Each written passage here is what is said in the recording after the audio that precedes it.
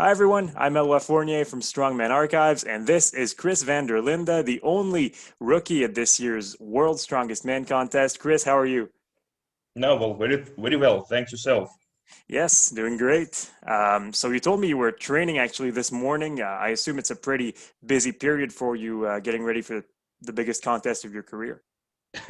Yeah, no, it is very busy, especially with the eating. The training is all right, but the eating is it's that's rough. It Yeah, gets you're to you, you're but bulking it up has right to be now. done. Sorry? You're bulking up a little bit right now. Yeah, unfortunately, I'd like to stay a little bit leaner, but oh well, we'll see where we get at Worlds. Yeah, because you seem like a pretty heavy guy, certainly one of the biggest competitors in Africa, probably. Yeah, no, for sure, Yeah. definitely. Have you ever competed outside South Africa? Is this going to be your first time going to the US? No, I've been in the US 2018 official strongman games, Okay, competed there. That was actually my first comp overseas. right, Uh, very good experience. cool. And gained a lot of experience for Worlds as well now, for the traveling especially. Awesome. Yeah, because you have some experience already. You've been competing for quite a few years. I believe you were in South Africa's Strongest Man back in 2015. So take me back a Mhm. little bit to how you started in the sport of strongman and how you got to know this sport and how you got to train it. Well, as I think most of the guys in South Africa, ESPN used to broadcast in South Africa, and Strongman was broadcasted on ESPN. The Mariusz Pudzianowski, those guys. So when I was still younger, I saw them on the TV. Always thought about these strong guys and what they can do. Started in the gym when I was 15. Always always been attracted to training. Yeah, and then when I stopped playing rugby, I actually played provincial level rugby, and then when I stopped with that, I started doing strongman. I thought, well, it's a good fit, Right, so you and I were like a training. rugby player. A Yeah. lot of strongmen actually have those rugby backgrounds. Lawrence Chalet, Janashia, a few others. So you played rugby when you were young, is that right? Yeah. Oh, well, from 6 years old, Wow. played rugby up until I was 21. Yeah, and Yeah. then when I left rugby, I started with the strongman. I have to compete, so yeah, I had to replace the rugby with something. So you are an athlete. You always have competed in various sports then. So Yes. strongman was just a continuation of that then. Yeah, no, definitely. No, I have to compete. Very competitive person, so yeah. Yeah. Cool. Cool. So when was your first strongman competition? When did you start competing in the sport? It's about 9 years back now. First comp was in my hometown. Remember, they made a big thing about a 300 deadlift, and I pulled a 310 that day. So yeah, I think that's where the bug bit me the most. Just beating what they said can't be done. So yeah, So that's when you realized that you had a lot of potential as well, going into your first contest, pulling over 300 kilos. yeah, no, for sure, definitely. Wow, that's awesome. And also, you have a nickname, I believe. You're called the Ox. Is that Yes. did that come from the early strongman days, or was it a nickname you already had from rugby? No. Actually grew up on a farm. I stay in a farming community. Bloemfontein is the city's name. Grew up on a farm. I think the name just came naturally to me. Strong as an ox. So yeah. Yeah. So you got strong as you started training strongman, or because you started training in the gym at 15, did you already realize by that point that you had a special kind of strength that other people around you weren't able to lift the same weights that you were capable of? Yeah, no, definitely. When I was still in school, um, everybody always makes a big thing about the bench press. I remember when I was about 17, I benched a 140, Wow. and that's kilos now. And everybody was, especially in school, it was the heaviest in school. And I think from there it started. I pack on muscle easily, and I keep my strength. So yeah, it started from an early age, and I like being big. So yeah. Awesome. So yeah, you kept on competing. You've been competing for 9 years. Tell us a little about yourself. What kind of events do you mostly enjoy in strongman, and what are events that you are working on right now? All right. The events I have to say I enjoy the most are the static stuff, especially deadlift. Yep. I enjoy deadlift immensely. I think it's an overall show of strength. And then the yoke and the farmers. I'd have to say those two events are, I'm quite good at them.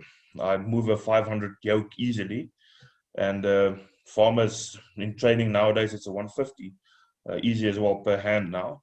Events I need to work on at this stage, I'd say like the carry and load events. Because I'm a big guy, I'm quite heavy.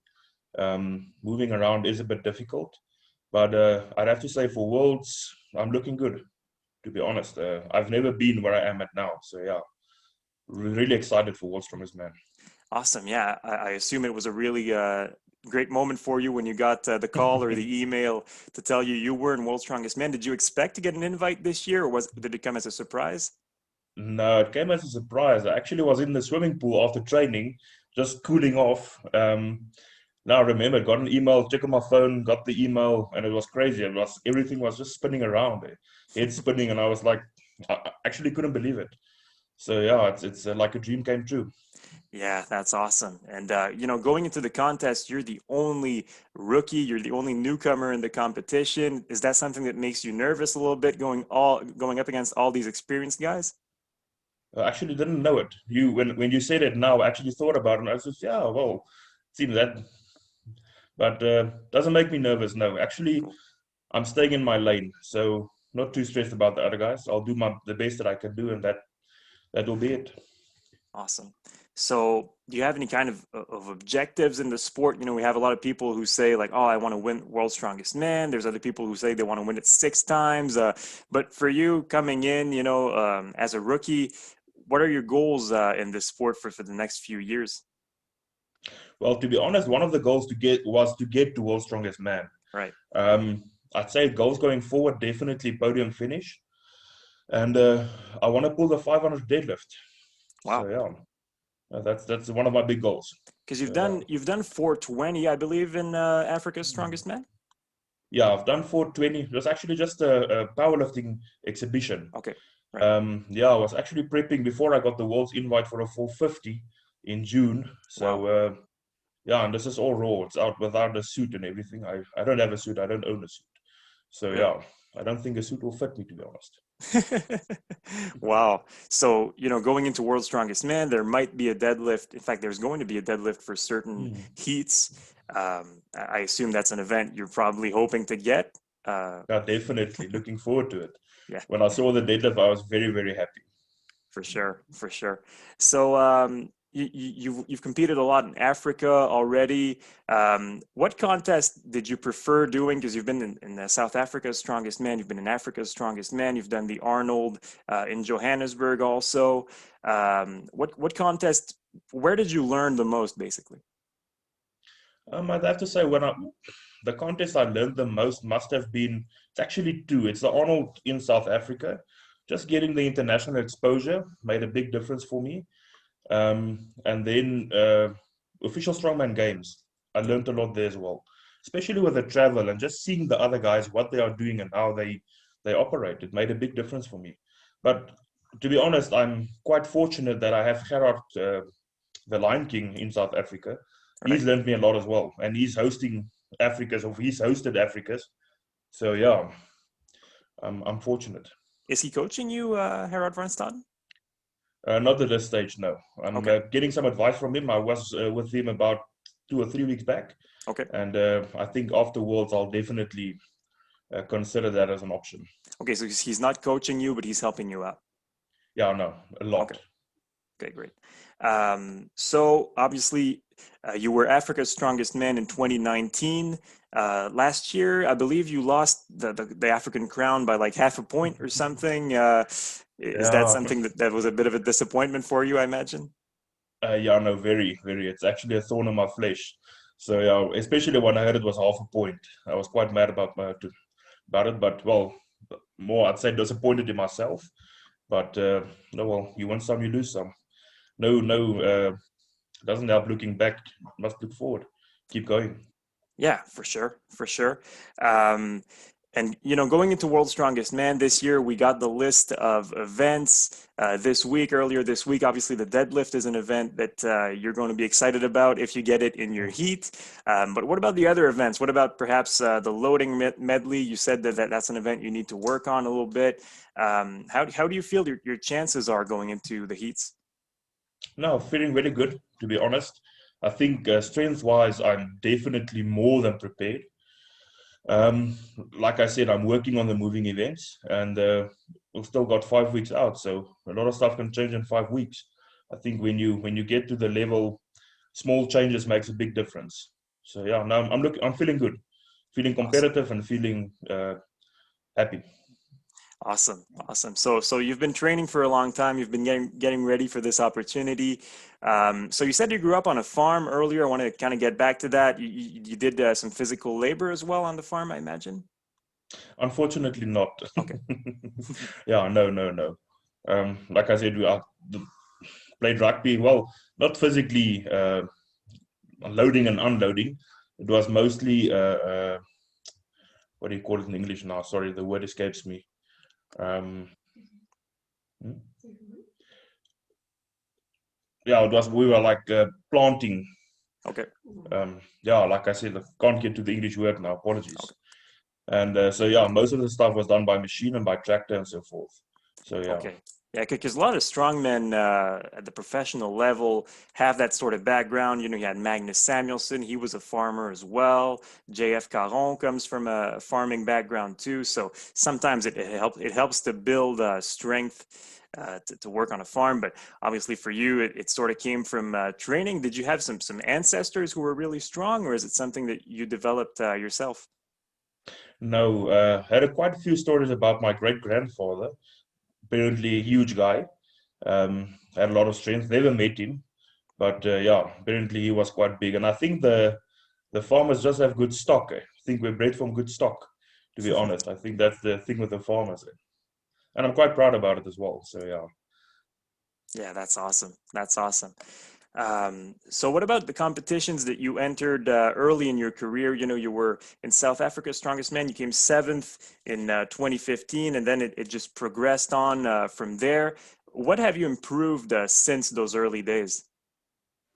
I think it changed a lot about my diet. When I started out with strongman, I had a misconception that you can eat what you want. Yeah, It unfortunately doesn't work like that. You have to stick to a diet and have to look what you're eating. And then training wise as well. When I started out, it was always heavy training, pushing my body to the limit, and it didn't work for me. When I changed my training methods, it had quite a big difference in my abilities to go forward, and just mentally as well. As you get older in the sport, you learn to handle situations a little bit better, and you learn to trust yourself in what your capabilities are. right. So, yeah. Right, for sure. So obviously you've improved a lot. Are there any other athletes that you sort of look up to? You talked about Gerard van Staden. You talked about watching Pujanovsky on TV. What kind of athletes are you sort of looking up to and saying, I want to be like that guy? Well, it has to be Sedrunas, Yeah. Big Z. Me, he's the all-time great. He's the he's the guy to beat and the guy to be on the same level as. And then, of course, Brian Shaw as well. I've never met him. Looking forward to meet him. He's in my heat, so I think just to be shoulder to shoulder with him will be an amazing experience. But yeah, definitely Zydrunas and Brian Shaw.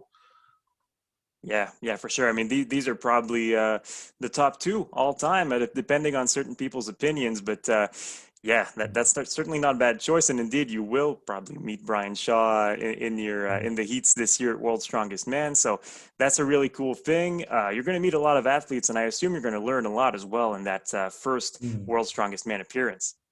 Yeah, no, for sure, definitely. Looking forward to that, just to see how the guys operate and what they do, Yeah. how they approach certain events. So yeah. Yeah, of course, and also getting to travel to California, is that something that's exciting as well? Because I assume with COVID, you probably haven't traveled a lot in the past year or so. Yeah, well, not overseas. Yeah. So in South Africa, I travel quite excessively. I work in construction, so Okay. civil construction. So yeah, but no, looking forward to it. Like I said, I've been in the States in 2018. It was an amazing experience. So just to go back to America for me is quite doesn't matter where in America it is. I like America. So the time we spent there was awesome. So yeah, looking forward to that. Yeah, and Worlds is also a bit of a special experience because you stay there for quite a few days and you sort of get the chance to look around a little bit because you're not competing the entire day. You know, you do have some time off. It's a very different rhythm as well, and I think athletes have to get used to that, but they certainly enjoy getting that time to get to spend it with the other athletes too. Yeah, no, for sure. No, for sure. Like I said, Gerard has given me a lot of uh, pointers and advice. So yeah, looking forward just to get all of the experience, the whole experience, just take it all in. Yeah, for Definitely. sure. For sure. I mean, Gerard, he's been to World's Strongest Man, what, like 6 times? Yeah, So he quite a knows what few he's talking times. about, definitely. Yeah. Yeah, I mean, and so do you think that you have a shot at making the final this year, or are you just going in, trying to do your best, trying to impress the people and get back for a few more years afterwards? No, definitely my goal is the final, Yep. be top 10, and then we'll take it from there. So yeah, actually, a lot of people said rookies don't make finals, but we'll see. I'm the ox. I'm not just a regular rookie. For sure, for sure. That's good. The confidence is a great aspect as well, and also World's Strongest Man. Another key of it is the stone off or last man standing. How do you feel about your chances on the stones? Because it's a really important event in World's Strongest Man, more so than in other contests. No, feeling good about it. Feeling good about it. Like I said, a couple of weeks that's passed, done a lot of stuff, and feeling good about the stone. Feeling confident about the stone. So yeah, we'll see. We'll see in a few weeks' time if the confidence, if I can back it up or not. Awesome. Well, we just hope that you have fun and that you can enjoy your time there and gain some experience. And if you make the final, obviously that's a big bonus. So, in the coming years, do you see yourself competing at like Giants Live and all these shows as well? I'm sure you'd love to be part of that whole tour. Yeah, no, definitely, no, definitely. Actually, when I saw the deadlift, there's a deadlift comp, I think in August. Yep. It's part of the Giant Lives group, and I just thought that this would be amazing to go there and just go and do deadlifts. Like I said, I like deadlifts, so if I could go to the deadlift champs, that will be awesome. Definitely one of my bucket list goals. Yeah, for sure. Because I mean, I saw you pull like 400 at Africa's Strongest Man, and it looked like a speed rep. Yeah, no, it felt like a speed rep, especially when I did it the first time. Now 400 is just it's 400, Yeah. and said with respect, not with being arrogant. No, for sure. And I mean, obviously you won the event, so you didn't have to do any more, but we know that there's a lot more in the tank. You did 420 a few weeks later. And yeah, we're certainly very excited to see what you can do in the next few months and years in the deadlift, but also in every other event. No, thanks. Me too. Looking forward to it. Challenging myself.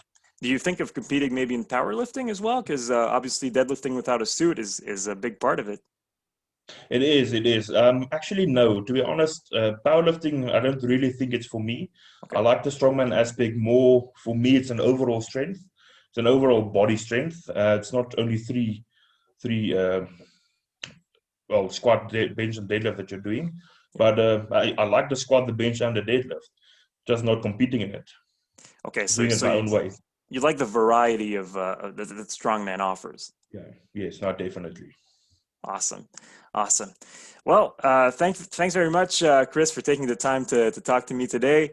And we hope to see you doing well at World's Strongest Man and gaining some valuable experience too. No, thanks for your time. I appreciate it. Thank Thank you very you. much. Have a great day. Enjoy.